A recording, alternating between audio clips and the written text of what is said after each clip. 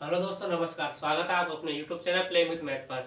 हम पढ़ रहे हैं ट्रायंगल। ठीक है, ट्रायंगल में आपको गई जो पिछली वीडियोस में आपको मैंने एरिया निकालना, पेरीमीटर और हाइट निकालने, फॉर्मूला सारी चीज बता दी गई थी, और जो ट्रायंगल है उसकी सारी बेसिक चीजें बता दी गई थी। ठीक है, तो मैंने आपको एक फॉर्मूला ऐसा बताया था, वो आप किसी में भी अप्लाई कर सकते हो।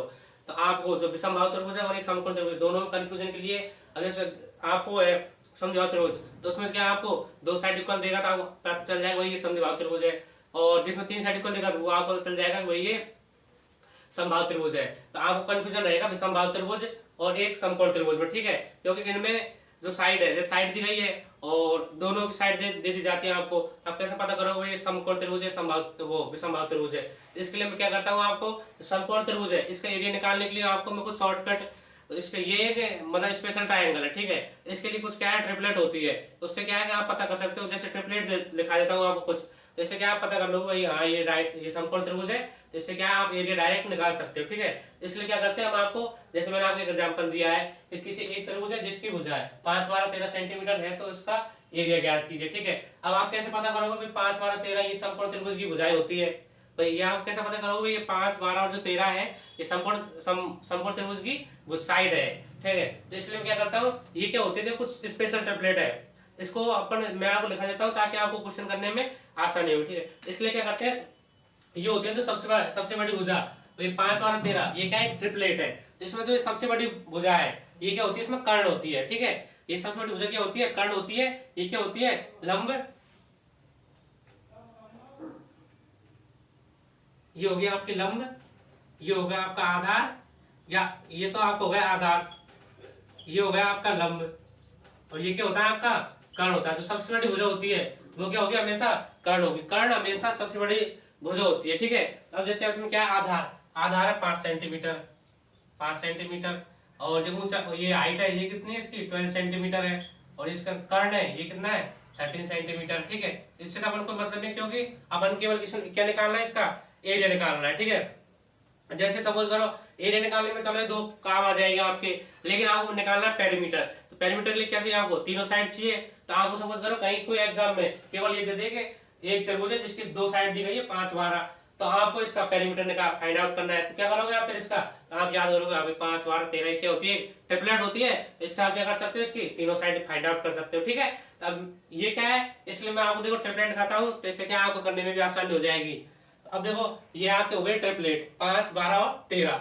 इसमें देखो यदि आपको, जैसे मैं आपको प्रूफ करके दे देता हूं ताकि आपको ये कंफर्म हो जाए भाई हाँ जो ट्रिपलेट है जो सही चीज है वो सही है। इसलिए करते हैं, देखो आपने ये पाइथागोरस प्रमेय, पाइथागोरस प्रमेय, ठीक है, जो ये ट्रिपलेट है ये किस पे आधारित है, ये ट्रिपलेट पाइथागोरस प्रमेय पे आधारित है। ठीक है ना, जो ये ट्रिपलेट है ये किस पे, पाइथागोरस प्रमेय पे आधारित है। और एक दूसरी चीज क्या है कि जो राइट एंगल ट्रायंगल होता है, राइट एंगल ट्रायंगल, इसमें जो कर्ण का, आप कर्ण का स्क्वायर करो और बाकी दो साइडों का स्क्वायर कर लो, दोनों का ऐड करो, तो क्या आएगा, ये दोनों इक्वली आते हैं हमेशा। ठीक है, जो बड़ी वाली भुजा है इसका स्क्वायर करो और दो छोटी भुजा है इनका ऐड कर लो, तो जो हमेशा इसमें क्या है, दोनों साइड जो ये है ना आपका सबसे बड़ी भुजा इसका स्क्वायर और दोनों छोटी भुजाओं का स्क्वायर करने पर उनका योग कर लो, तो क्या आ जाएगा, इक्वल आएगा। ठीक है, अब देखो पाइथागोरस प्रमेय क्या है आपकी, कर्ण स्क्वायर, कर्ण स्क्वायर बराबर आधार का स्क्वायर प्लस लंब का स्क्वायर। ठीक है, आपका कर्ण क्या है, देखो 13, 13 का स्क्वायर, आधार क्या है आपका 5, 5 का स्क्वायर प्लस लंब क्या है आपका 12 परपेंडिकुलर। ठीक है, 12 का स्क्वायर। अब देखो 13 का स्क्वायर कितना होता है 169, 5 कितना होता है 25, और 12 कितना होता है 144। ठीक है, अब देखो क्या करते हैं, मैंने क्या बताया था, आप बड़ी वाली साइड का स्क्वायर किया 169, और दोनों छोटी साइडों का स्क्वायर करो और दोनों को ऐड कर लो, ये किसके इक्वल आएगी, ये दोनों के इक्वल आएगी। तो ये क्या होगा, देखो आपका 4 5 कितना होगा 9, 4 2 6 और 1, देखो 169 169 दोनों क्या है, इक्वल है। तो ये क्या है, राइट एंगल ट्रायंगल है। तो ये क्या होगा, देखो ट्रिपलेट आपको बता दूंगा। अब देखो ये दोनों इक्वल आ गए, तो ये क्या है आपका राइट एंगल ट्रायंगल है। इसमें आप देखो एरिया कैसे निकालोगे, एरिया समकोण त्रिभुज एरिया इक्वल टू 1/2, बेस क्या है आपका 5 इंटू हाइट कितनी है 12, 12 6 20, तो 30 सेंटीमीटर स्क्वायर। पेरीमीटर कैसे निकालोगे इसका, पेरीमीटर, पेरीमीटर बराबर क्या हो जाएगा, आपको तीनों साइड को ऐड कर लोगे 12 प्लस 5 प्लस 13, तो हो गया आपके 13 5 13 और 5 18, 18 12 कितने हो जाएंगे आपके 30 सेंटीमीटर हो जाएगा, ठीक है ना। ये हो गया आपका 30 सेंटीमीटर। तो यहाँ पे एरिया आ गया, ये आपको पेरीमीटर आ गया, और हाइट आपको यहाँ पे दी गई है।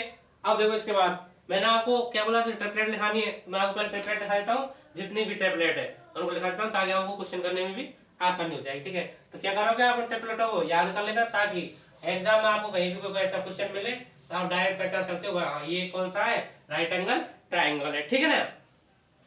तो ये आपकी हो गई ट्रिपलेट्स, ठीक है। क्या ट्रिपलेट है आपके, देखो एक तो 3 4 5 5 12 13 8 15 17, ठीक है, 8 15 17। इसके बाद आती है आपकी 7 24 और 25, 7 24 25 9 40 और 41, ठीक है। अब देखो आपको एक एक जो एग्जाम में जो मोस्टली क्वेश्चन बनाते हैं एग्जाम में, वो आपको बोलेगा कि एक त्रिभुज दिया गया है आपको और उसकी साइड श्रेणी क्रम में लगातार, ठीक है, उनका डिफरेंस क्या बने, श्रेणी क्रम में है तो उनका लगातार भुजाएं हैं, एक साइड एक त्रिभुज दिया गया है उसकी साइड लगातार क्रम में है, तो आप उसका एरिया फाइंड आउट करो, या फिर पेरीमीटर निकलवाएगा या फिर हाइट निकलवाएगा। तो एक ऐसा पेयर है केवल ये वाला 3 4 6, ये देखो कंटिन्यू है, देखो 3 4 6 लगातार, बाकी देखो सब में देखो 5 12 13, इधर 8 15 17 7 24 25 9 40 41, ठीक है। अब ये इधर है, तो ये क्या है, ये एक ऐसे फॉर्म में, इसमें आपको बोलेगा कि एक आपको त्रिभुज दिया गया है, उसकी भुजाएं आपको लगातार श्रेणी क्रम में है, ठीक है। श्रेणी क्रम क्या होता है, समांतर क्रम में, ठीक है, जिनका अंतर समान होता है, देखो 3 1 1 का डिफरेंस 1 का डिफरेंस, ठीक है। एक साइड दी जाएगी तो आपको ये निकलवा लेगा, वो एरिया निकलवाएगा, या फिर आपको निकलवाएगा पेरीमीटर निकलवाएगा, ठीक है। इसके बाद आती है आपकी 20 21 29, 20 21 29, ठीक है। अब कौन से होते हैं, 3 4 5 5 12 13, इसके बाद 8 15 17 7 24 25 9 40 41, इसके बाद आती है आपकी 13 84 85, 13 84 85, 13 84 85, 11 60 और 61, ठीक है, 11 60 61। इसके बाद आती है आपकी 12 35 37, और कौन सी आएगी फिर इसके बाद आपकी 12 35 37, ठीक है। ये हो गया आपकी 12 35 37 13 84 85 11 60 61।